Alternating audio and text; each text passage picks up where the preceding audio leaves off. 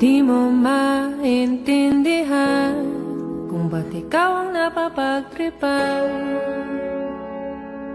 ng halik ng kamalasan. Kinapang mong marahan ng hagdanan para lamang makidlatan sa kahitaas-taasan. Ngunit kaibigan, huwag kang magpapasindak. Kaibigan, easy lang sa iyan.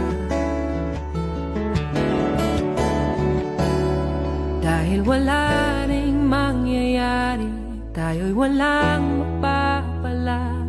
Huwag mong pigilan ang pagbuhos ng ulan.